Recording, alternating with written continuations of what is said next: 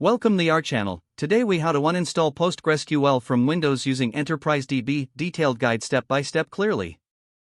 To begin the uninstallation process, open the control panel on your Windows computer.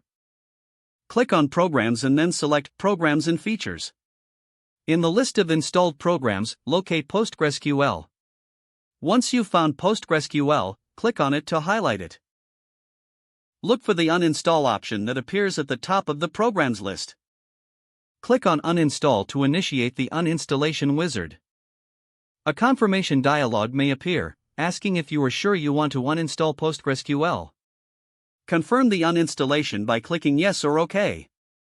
The uninstallation wizard will now launch, guiding you through the removal process. Follow the on-screen instructions until you reach the final step. If prompted, choose to remove the data directory associated with PostgreSQL.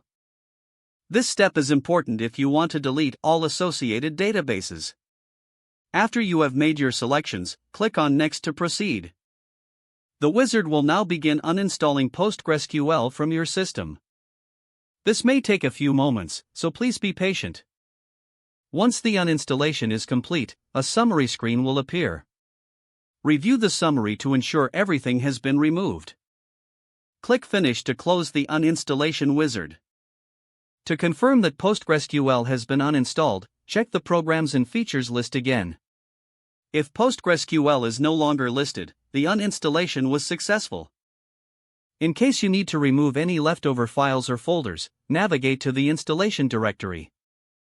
By default, this is usually located in C:\program files\PostgreSQL.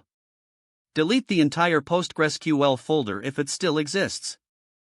Also, consider checking the C:\program data folder for any residual PostgreSQL data.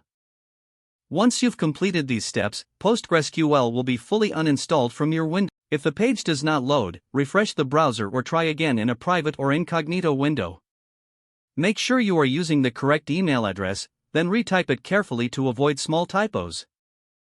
If your password is not accepted, use the reset option and create a new strong password you can remember.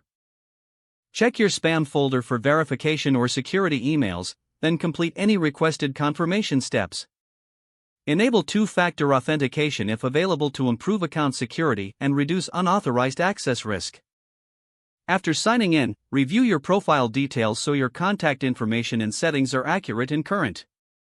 If you see an error message, note it down and try again after restarting your device and internet connection. Don't forget to like this video and subscribe to our channel for more step-by-step tech guides.